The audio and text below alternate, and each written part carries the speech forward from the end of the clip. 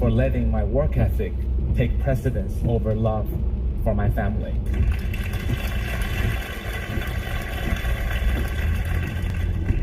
My AI talk, however, went off brilliantly. Apple loved my work and decided to announce it at TED 1992. Skręć w lewo. 26 years ago on this very stage, I thought I had made one of the biggest, most important discoveries in AI, and so did the Wall Za 100 metrów na rondzie drugi zjazd. Street Journal on the following day. But as far as discoveries went, it turned out I didn't discover India or America. Perhaps I discovered a little island off of Portugal. Za 150 metrów na rondzie drugi zjazd. But the AI era of discovery continued, and more scientists poured their souls into it. About 10 years ago, the grand AI discovery was made by 3 North American scientists, and it's known as deep learning. Deep learning is a technology that can take a huge amount of data within one single domain and learn to predict or decide at superhuman accuracy. For example, if we show the deep learning network a massive number of food photos, it can recognize food. Or if we show that many pictures and videos and sensor data from driving on the highway, it can actually drive a car as well as a human being on the highway. So deep learning has become the core in the era of AI discovery, and that's led by the US. But we're now in the era of implementation, where what really matters is execution, product quality, speed, and data. And that's where China comes in. Chinese entrepreneurs, whom I fund as a venture capitalist, are incredible workers, amazing work ethic. My example in the delivery room is nothing compared to how hard people work in China. As an example, one startup tried to claim work-life balance, come work for us because we are 996. And what does that mean? It means the work hours of 9 a.m. to 9 p.m., 6 days a week. That's contrasted with other startups that do 997. And the Chinese product quality has consistently gone up in the past decade. And that's because of a fiercely competitive environment. In Silicon Valley, entrepreneurs compete very gentlemanly, in very gentlemanly fashion, sort of like in old wars in which each side took turn to fire at each other. But in the Chinese environment, it's truly a gladiatorial fight to the death. In such a brutal environment, entrepreneurs learn to grow very rapidly.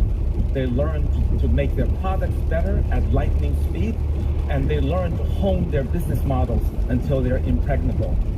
As a result, great Chinese products like WeChat and Weibo are arguably better than the equivalent American products from Facebook and Twitter. So as a result, Za 600 metrów skręć w prawo w zjazd. Chinese AI companies have leaped ahead so that today the most valuable companies in computer vision, speech recognition, speech synthesis, machine translation, and drones are all Chinese companies. So with US leading the era of discovery, Skręć w prawo w zjazd.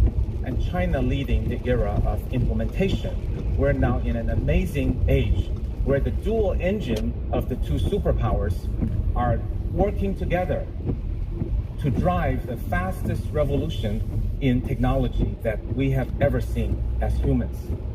And this will bring tremendous wealth, unprecedented wealth, $16 trillion according to PwC, in terms of added GDP to the worldwide GDP by 2030.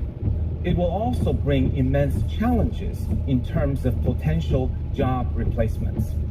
Whereas in the industrial age, it created more jobs because craftsman jobs were decomposed into jobs in the assembly line, so more jobs were created. But AI completely replaces the individual jobs in the assembly line with robots. And it's not just in factories, but truckers, drivers, and even jobs like telesales, customer service, and hematologists as well as radiologists over the next 15 years are going to be gradually replaced by artificial intelligence. Really, the creative jobs are the ones that are protected because AI can optimize but not create. But what's more serious than the loss of jobs is the loss of meaning, because the work ethic in the industrial age has brainwashed us into thinking that work is the reason we exist, that work defines the meaning of our lives. And I was a prime and willing victim to that type of workaholic thinking. I worked incredibly hard. That's why I almost left my wife in the delivery room. That's why I worked 996 alongside of my entrepreneurs. And that obsession that I had with work ended abruptly a few years ago when I was diagnosed with fourth-stage lymphoma. The PET scan here shows over 20 malignant tumors jumping out like fireballs, melting away my ambition. But more importantly, it helped me re-examine my life. Knowing that I may only have a few months to live caused me to see how foolish it was for me to base my entire self-worth on how hard I worked and the accomplishments from hard work. My priorities were completely out of order. I neglected my family. My father had passed away, and I never had a chance to tell him I loved him. My mother had dementia and no longer recognized me, and my children had grown up. During my chemotherapy, I read a book by Bronnie Ware, who talked about dying wishes and regrets of the people in the deathbed. She found that facing death, nobody regretted that they didn't work hard enough in this life. They only regretted that they didn't spend enough time with their loved ones and that they didn't spread their love. So I am fortunately today in remission.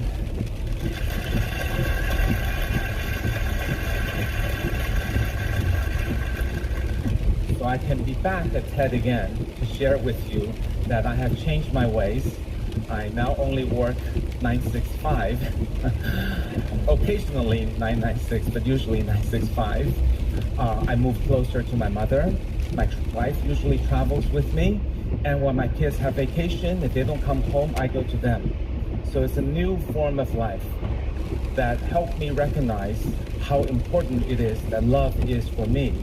And facing death helped me change my life, but it also helped me see a new way of how AI should impact mankind and work and coexist with mankind.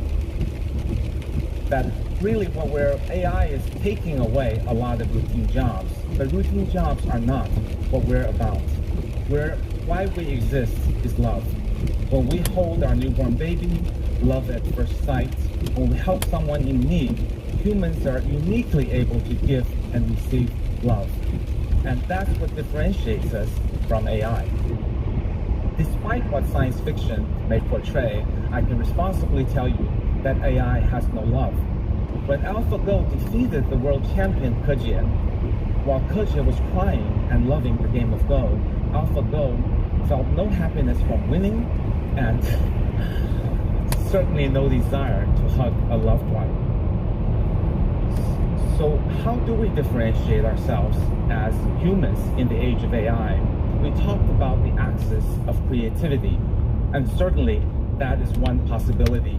And now we introduce a new axis that we can call compassion, love, or empathy. Those are things that AI cannot do. So as AI takes away the routine jobs, I like to think we can, we should, and we must create jobs of compassion. You might ask how many of those there are, but I would ask you, do you not think that we're going to need a lot of social workers to help us make this transition? Do you not think we need a lot of compassionate caregivers to give more medical care to more people?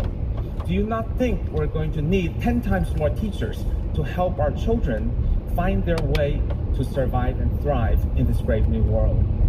And with all the newfound wealth, should we not also make labors of love into careers and let elderly accompaniment or homeschooling become careers also?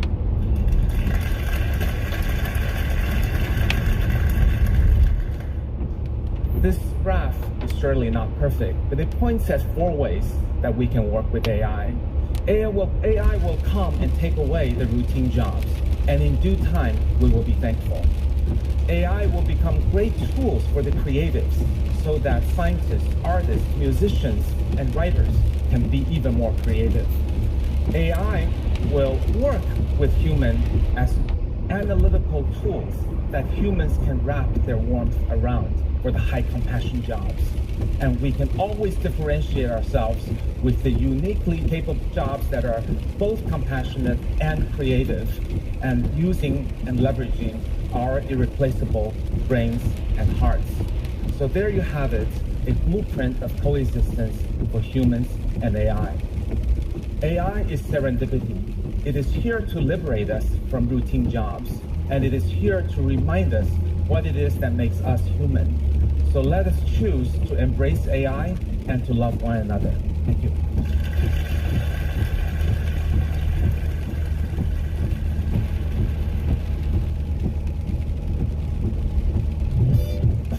So what is Kai-Fu telling us? We don't need to see robots in this us versus them way. They're not taking everything away from us. They're doing what they do best to help us do what we do best. And the challenge, or more so the opportunity, is figuring out how we work together. And here's where Kai-Fu is onto something big. Because one of the